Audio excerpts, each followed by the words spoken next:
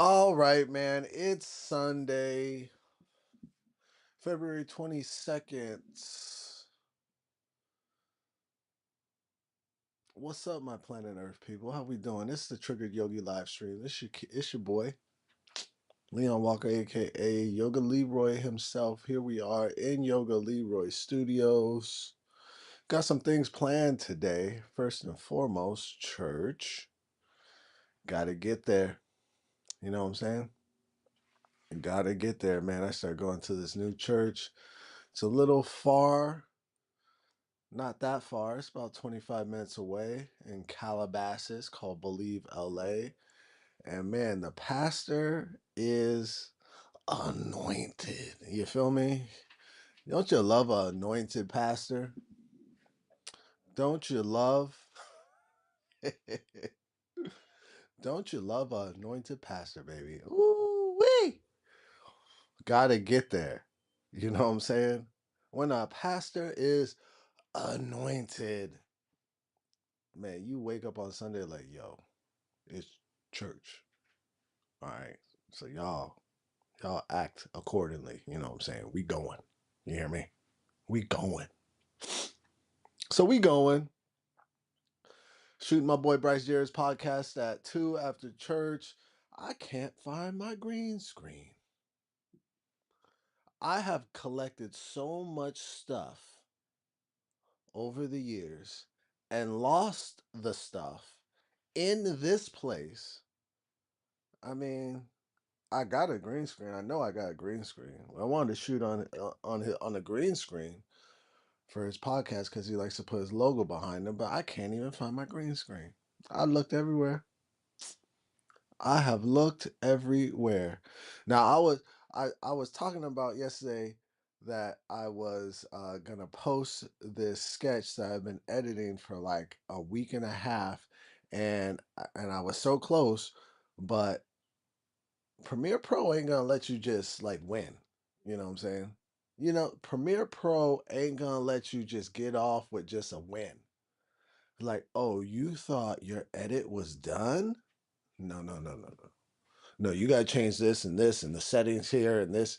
And I downloaded the skit to my phone and it was all in slow motion. I'm like, what? What's happening? But on Premiere Pro, and that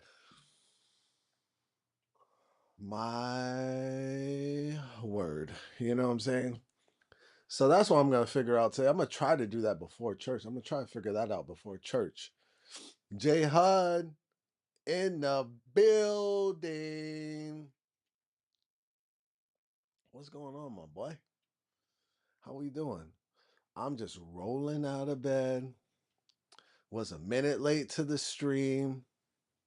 Oh, to remind you, if there's something more that you want on this stream, this has been a 30-minute stream, but I'm thinking about expanding it to an hour.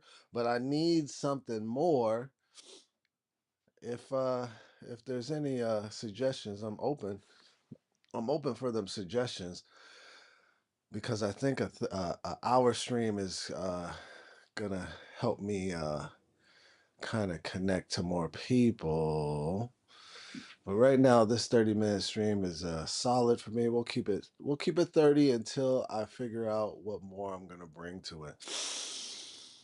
You know what I'm saying? I've been sneezing like crazy. I ain't got nothing to talk about today. We talking about planting and growing. This is the seventh day of our plant and grow. Um, I've been growing. Growing is uncomfortable at times, you know what I'm saying? This has been uncomfortable growth for me, There's a lot of things that I'm like really trying to like I'm trying to take leaps and bounds.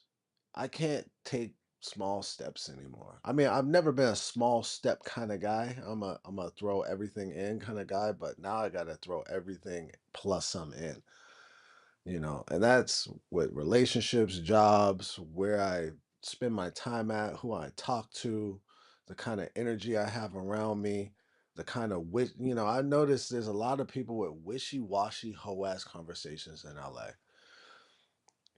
just walking shit back, just making excuses. I can't do it anymore. I can't do it. I can't smile through it anymore.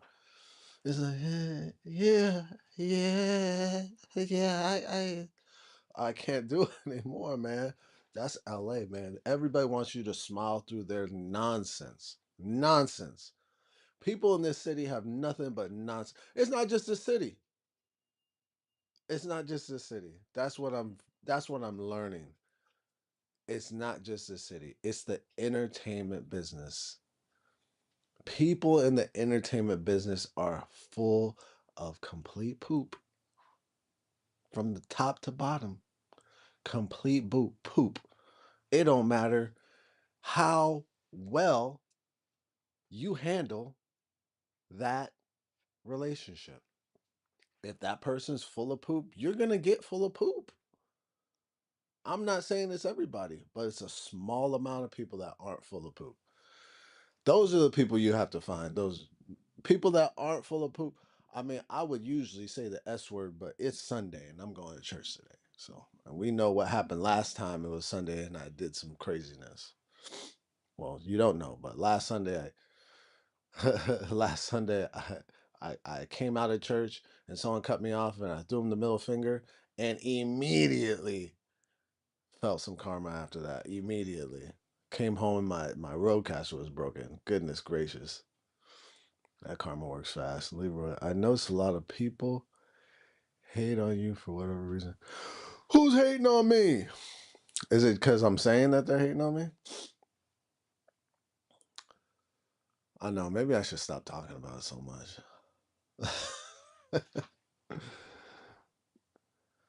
Yeah, some of it's my fault. Well, it's not specific to me. LA has a lot of haters. LA has a lot of haters. It's really not specific to me. I think that's the problem in J HUD. Man, if I talk about that a lot, I really gotta stop. But so thanks for pointing that out. Um, thanks for pointing that out. I don't think it's specific to me. I just think that's how a lot of people in LA operate. There's just a lot of people like that's just the culture of LA. People here are haters unless you're winning. That's the only way to not get haters. Even winners get have haters out here. Like everybody, it's just out. It's like a big high school. It's not specific to me, but I'm a sensitive person. I've always been a sensitive, just a big old I don't know. Just a big old softy. I've just always been a sensitive person. I'm a sensitive person, so it affects me more. Especially what trips me up is uh what trips me up is the people that hate on me publicly that I've shown love to. So the the vents that I've had on this stream of people hating on me, it's been like I don't care about too much about the people that hate on me that aren't even I don't even have to see. We gotta have haters. Like everybody that wants to do some winning, you gotta have haters. Ain't nobody on the planet running around winning in life with no haters. I understand that. What affects me is the people that hate on me that I've showed love to, like this last big old greasy fat dude, Jay Washington, that hated on me. Number one, he went out of his way to hate on me, telling a booker that I wasn't a real comic. And I mean, I've showed nothing but love to this guy. Put him on a show, gave him some money, not a lot, but it's money from my pocket to yours. Paid him for his time. Always talk good about this person. You know, when he's not around, I'm talking good about black people when they're not around. Especially if I got especially if I think you're talented. But other blacks in LA ain't like that. He ain't like that. So yeah. And I gotta just let things go, man. I just really gotta let things go. I mean, come on, man. I really appreciate you pointing that out because I'm sure you've gotten that information from me just here bitching and venting on this stream. I really got to just start letting things go instead of bringing it into the rest of my life. Let me let you know what happened to me just a week ago. This bro was upset because he was in front of me. Okay. In front of you driving? In front of you in the line? I'm listening. I'm excited. Let's hear it, baby. But yeah, man, I gotta let things go. Rest of this year, I'm not gonna, I'm not gonna bring no more hate stories on this. How did I bring this up? How did I start this? I gotta stop doing it. I gotta stop bringing these hater stories onto the stream. That's some good feedback. That's some good feedback, J Hud. I appreciate that. I do talk a lot about it. I gotta stop. I gotta stop because I got a lot of people. I got enough people. I ain't even gonna say a lot. I got enough people. I don't need a lot. That's what I do know. I don't need a lot. I need just a little bit of people around me that fuck with me. Just a little bit. And I got enough people. And I'm building, man. I could see the vision of the studio and the people that want to be involved in the studio. I could see the groundwork starting to form and the people that are like see what I'm up to and kind of see the vision. So they want to work with the studio and things like that. I see it. I feel it. It feels good. Yeah.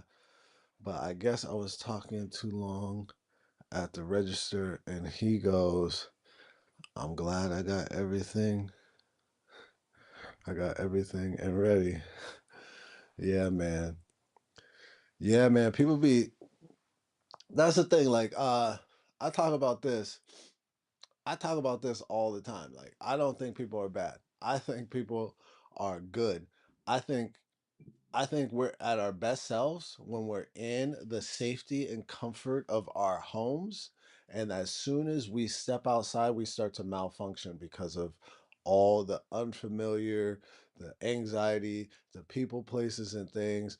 I call it malfunctions, man. I mean, I was something that I can never get out of my brain. And this happened so long ago. It's so funny how things just stick with you when they trigger you so bad.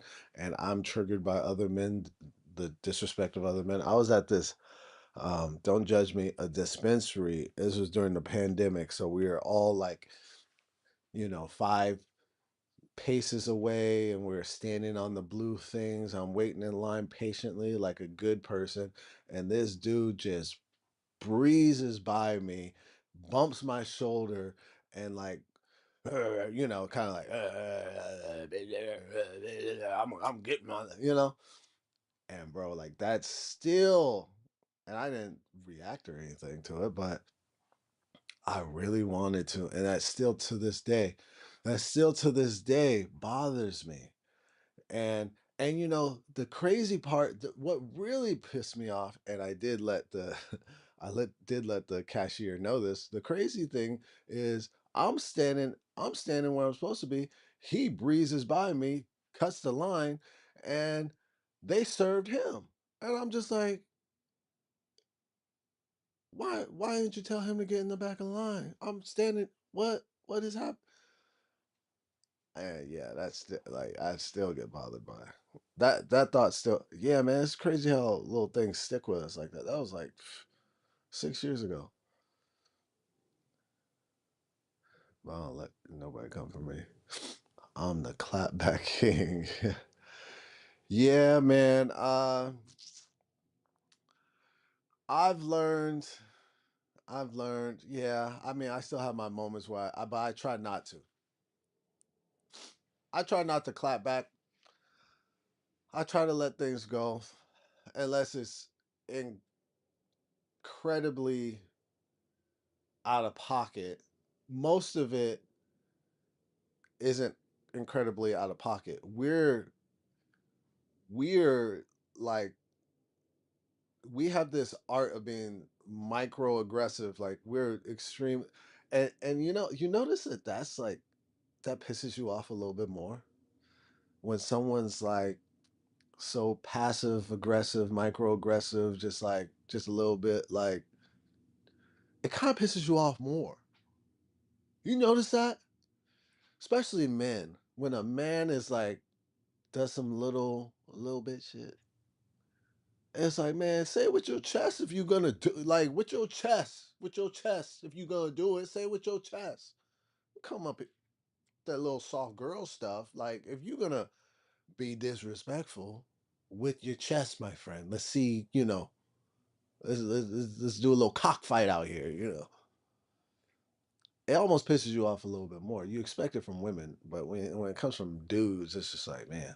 And a lot of that energy comes from dudes in LA. So it's not something I'm used to. I get used to. Like, I'm from a place where people are so angry. Like, I'm from Tacoma, Washington. Every time I go back to Tacoma, Washington, I'm like, yo, why is everybody so mad? Why is everybody so mad here? The black people, the Asian people, the Samoan people are extremely mad. The Samoan people in Tacoma, Washington are so scary. Why is everybody so mad? Bro, last time I was in Tacoma, Washington, I'm driving. These two Samoan dudes are cutting through traffic, and the looks on their faces, like everybody that's driving, like needs to like go home, close their doors, lock their doors, and not come outside because they're driving. It was that, and that's the every time I go back to Tacoma, Washington, that's the energy. I'm like, yo, I feel safer in Los Angeles than I do in Tacoma, Washington.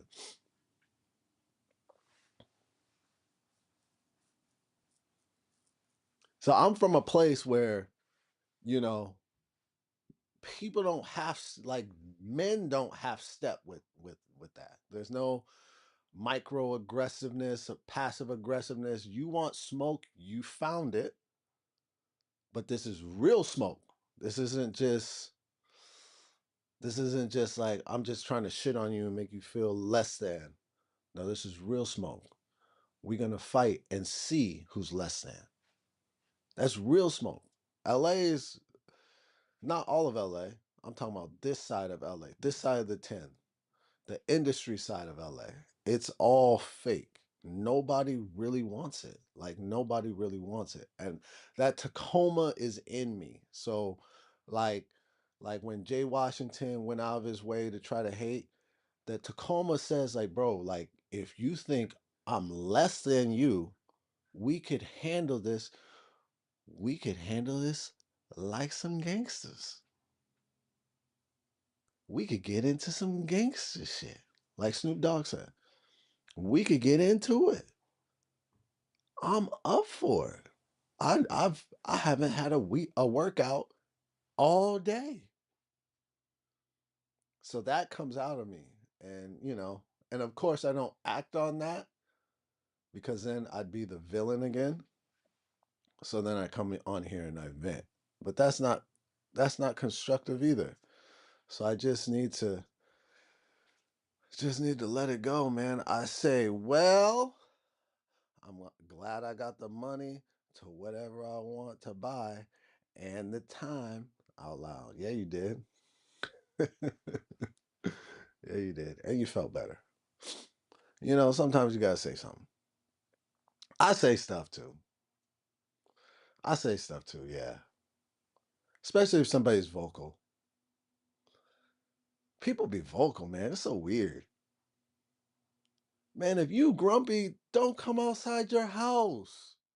If you not ready to step outside and operate at full capacity, don't come outside. Take a sick day. Call Uber Eats. Call Instacart. Have somebody else do your grocery shopping for you. That's the problem, man. We live in a time where you don't have to go outside your house if you ain't if you ain't at a full charge. That's the problem. People going out there south out their house. They're not at a full charge and they malfunction, acting wild. You know where I saw this the most? Was when I was selling cars. Man, I've never seen people act worse than when I was working at a car dealership. I know it was paid, but sometimes people will try you. Sometimes, man, seems like a lot of the time now. Yeah, so my 8 months selling cars was such an interesting experience because what I saw was this this thing, this frustration, this entitlement, this need to prove that at times we're smarter than other people or better than other people or taller than other people or better looking than other people happens in all of us. There was a specific amount of people that I did not experience this with, and you are going to be shocked. But most people came with so much entitlement, so much like drama. Women were usually the worst, especially if women were by themselves trying to sell a car. But even when women, I dealt with a lot of women that were with their husbands that were definitely the alpha in the family. There was this one woman specifically. I can't get her out of her mind. I can't get her out of my mind because it was always the same.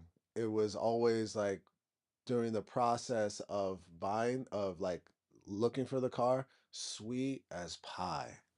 Sweet as pie, connecting, laughing, joking.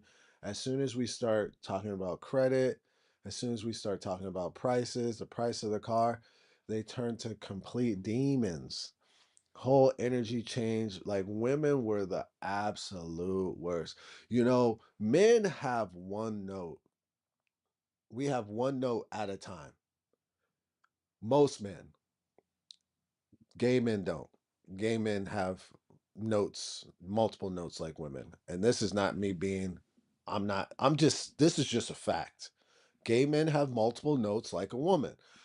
Men have note, note, note, note. It's either we're good or we not good. It's one or the other. Women's notes are so intricate and they change. Like, so when a woman becomes like angry, her notes are so layered, it becomes even more vicious and hurtful. I mean, these man, women were the worst, but men were awful as well. Um, and I'll tell you the experiences that I remember where um I didn't I it was an easy, like not only easy but enjoyable time selling a car. You're gonna be surprised by this. It was when I sold cars to police officers. They shocked me as well.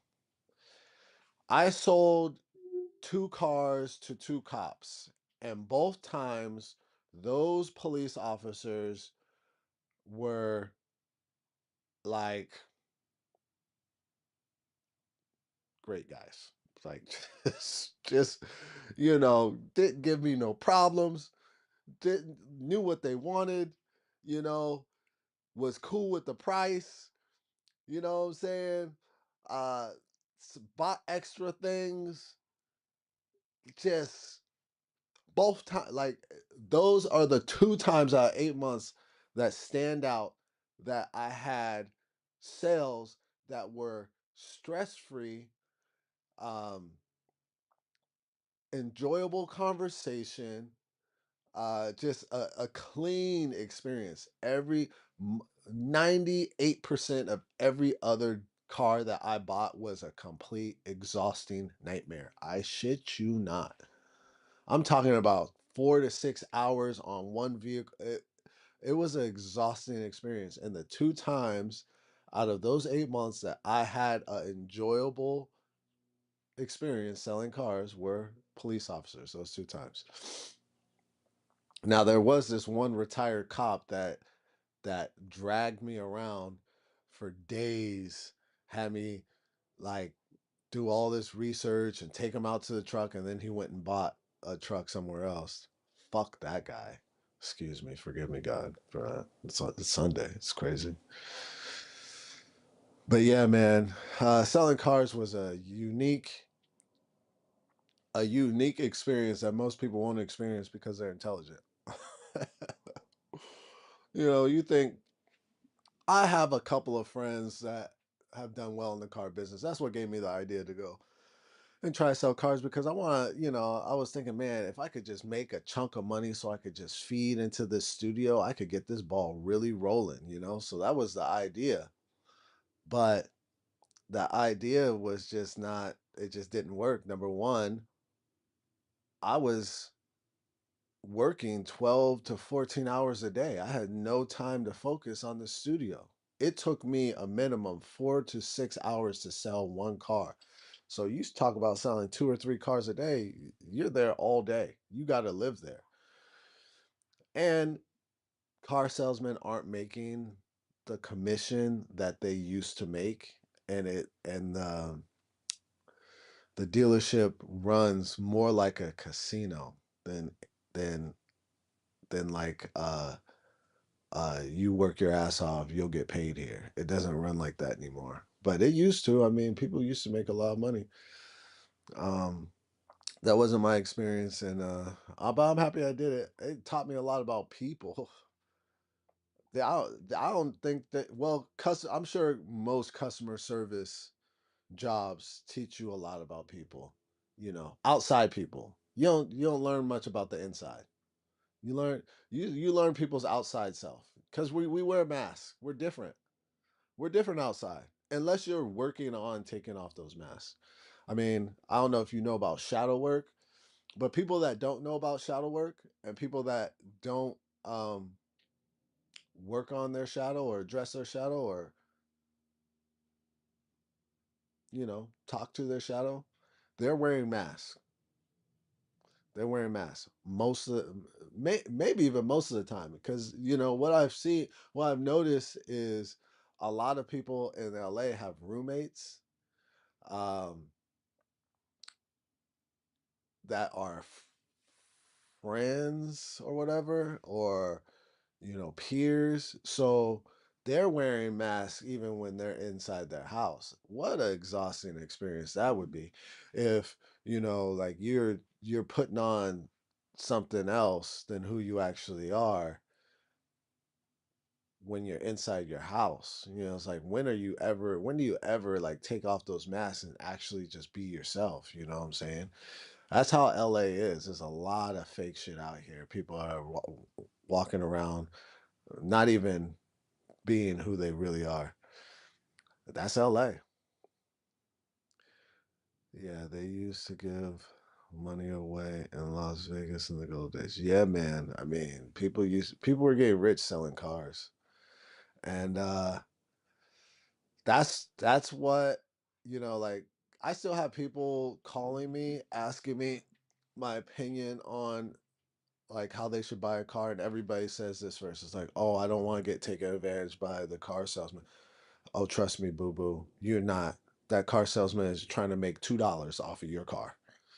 Like, you ain't getting taken advantage of. Everything is right there. There's no, we can't mark up cars. We can't put, you know, what the desk manager tells us is what we tell you. It's really that simple. So if anything, it's the desk manager that is really calling the shots because there are ways to get the rate lower, but we're not marking up the car. If anything, we're trying to sell you products and make money off of the products, but that's right there. This is the product. This is how much it costs. This is why I like it. This is why I use it. This is why I think you'd like it.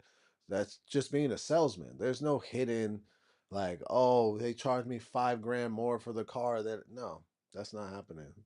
You could look on Kelly Blue Book. You could do your research, do your due diligence. And that's another thing. Don't go to a car dealership and get mad at the people that are working at a car dealership. And you can't even go to YouTube. You can't even go to Google. How much is this car? This is the car I want. How much is it? What's the market value? Do a little, it's easy to do that kind of homework. And people still don't do it. And it's easy. It's right there. It's on your phone. It's so easy. Do your research. Don't just who just goes to a dealership and say, "Yeah, I need a new car, but I don't really know." What? That's crazy to me. So many people are like that. It's crazy to me to just go to my boy Justin. What's going on, man? I'm just talking about my time at the car dealership, man. What a interesting time that was. You know, selling cars. I was just kind of talking about the amount of people that would go to a car dealership and not know what they wanted. Not even the kind of vehicle like car, truck, sedan, SUV. No idea. No idea. I just need a new car. Nah, man. You don't need a new car yet.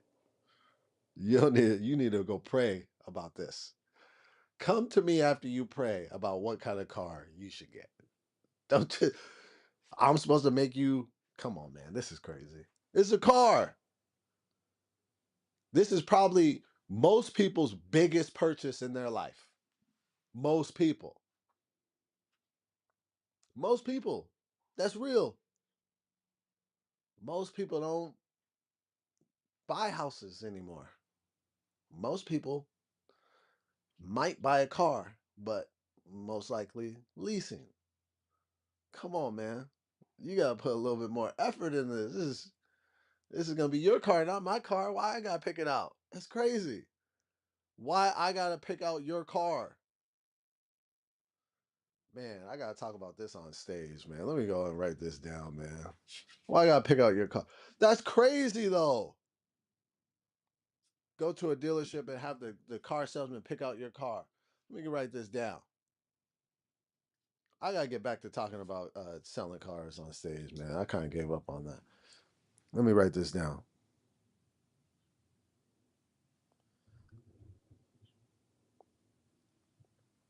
I write slow.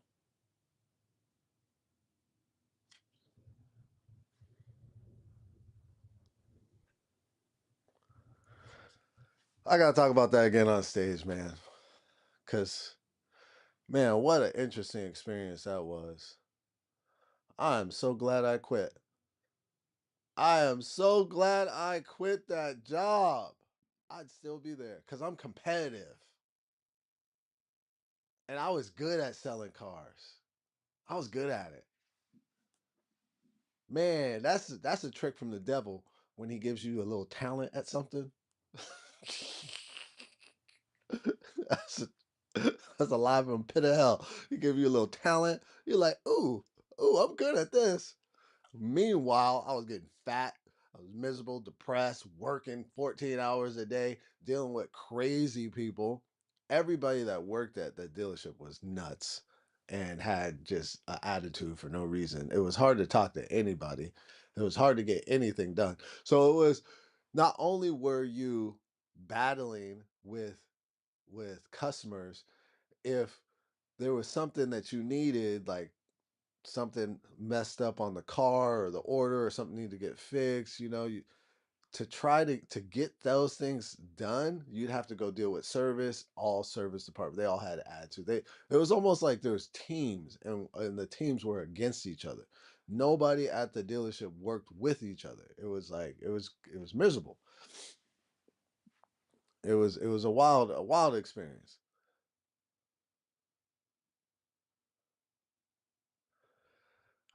Telling all the customers what they wanted to hear. Hmm. No, I wasn't a car salesman yet. I'm sure car salesmen do tell customers what they want to hear. I'm sure, you know, but I wasn't a car salesman yet. And that's what most of my customers that bought cars from me told me. They were like, man, it's nice to buy a car from somebody that doesn't seem like a car salesman. I was, I was actually there was times I was telling people things that they didn't want to hear. Like I sold this Raptor to a guy, and the Raptor, the truck Raptor has a V6 engine in it. So, and he came to look for uh the bigger engine Raptor, but we didn't have one. But I still showed him the Raptor, and the whole time I'm shitting on the Raptor. The whole time.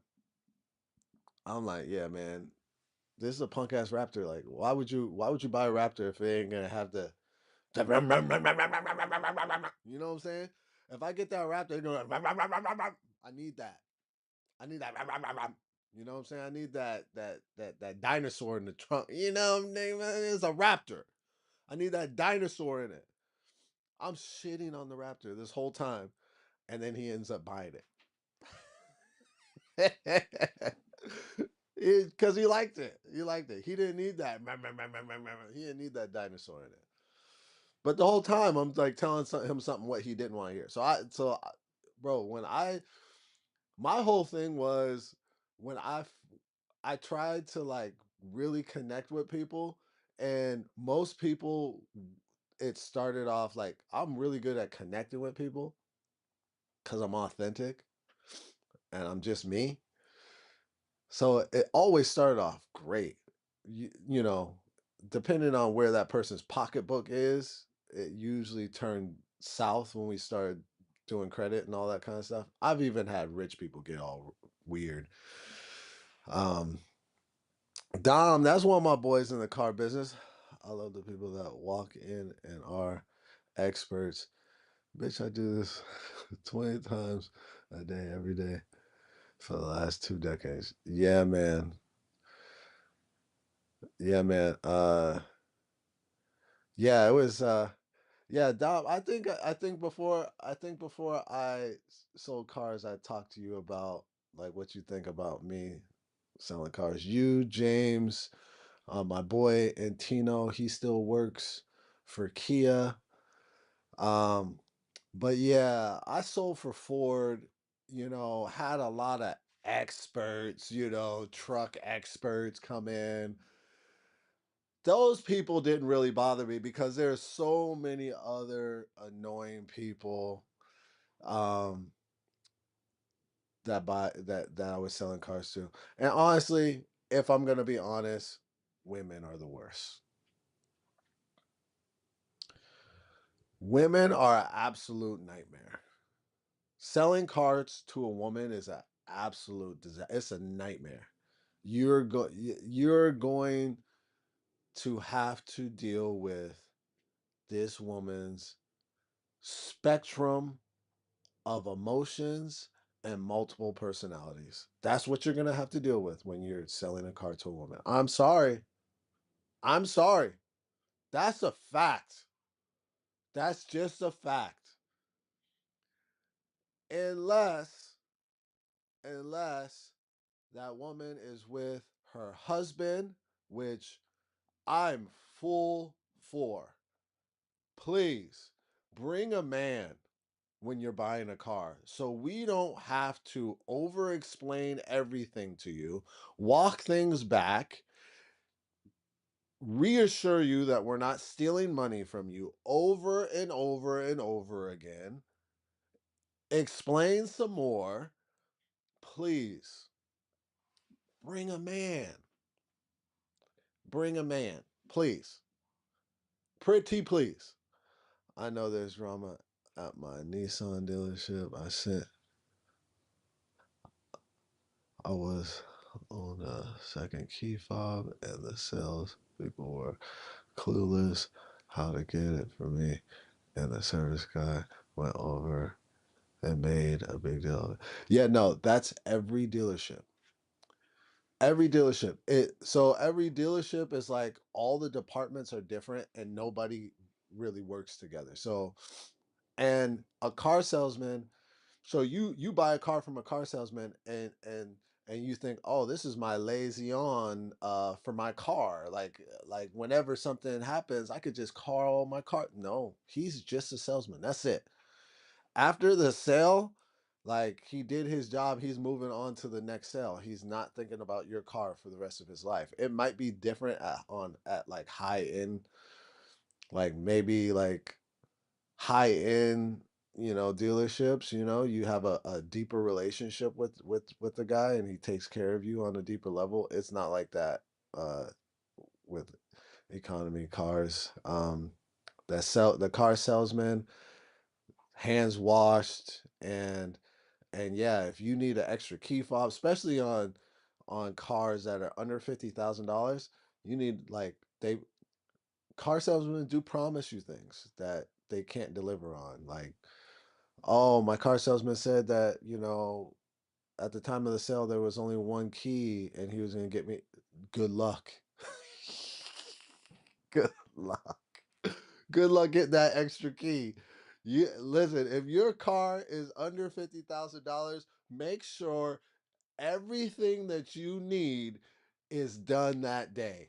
Make sure that this is the best advice I could give you when buying an automobile. Number one, there comes it like it takes a while for a car salesman to secure the package, right? So, you know, and it always seems this always happens. This always happens when you're selling a car.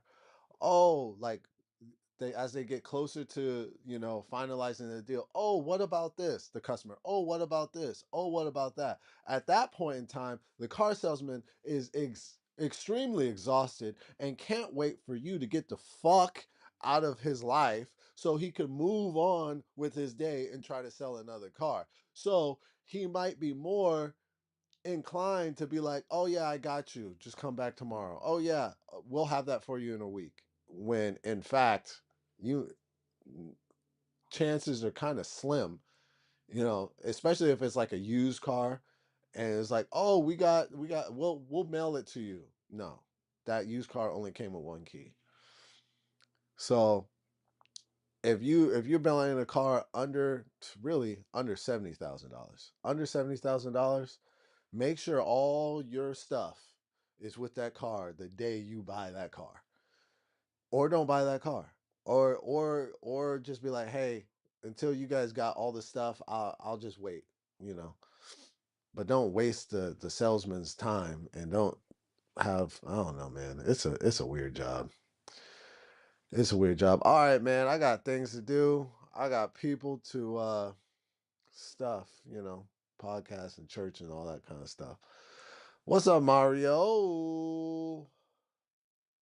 Oh, you got your key fob that day. There you go. All right, man. We did it. 43 minutes. Look at that.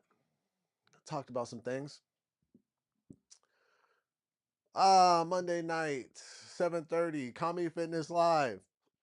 I'm gonna stream it on this channel, and I'm gonna stream it on the Kami Fitness Live channel. And yeah, tune in if you're not doing anything. It's a fun time. Other than that, March 7th, Bryce Jared's second show, I Must Confess, going to be streamed on Yoga Leroy Studios, and going to be a live event that you can pull up to if you're in the Los Angeles area. That's what we got going on in the studio. I got to find this green screen. It is around here somewhere. It is. Where else would it be? My wife just moves everything around. I didn't move it. I didn't move it. So I told them not to ring the bell to tell everyone that I bought a car. I don't need that. Yeah, we didn't do that at my dealership either. We didn't do no bells or nothing like that. But that is kind of car dealerships they're funny, aren't they? They are funny. They are funny places, man. They are funny places. A lot of car dealerships are starting to change because there's such a weird environment. Like dealership is a weird space. It's a strange space. Like the energy is weird. Everything is weird at a dealership.